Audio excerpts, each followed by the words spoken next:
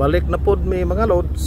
Na nami dire pasulod na sa breakwater, gikan mi sa oil field, human pod mi gikan mi Bernes sa Udto. Nya karon Domingo na. Karon pa mi makabalik dire sa Daplin. Ang dredging na gihapon diya tunga, ang kurahe. So ana pag unipod ni sulod ning CGM nga container ship. So basin ugma or next day humana siya 365 ata to ang haba.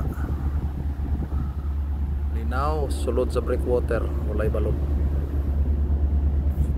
Klaro kayong buho sa ako ilong. Ay, salamat. Makakuha namin sa mo provision. Kay karong Domingo maabot ang provision. Dapat mga kwan pa. Alas 7 sa buntag nga mag alas 12 na dire.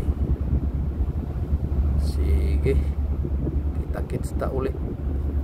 Vamonos, amigos.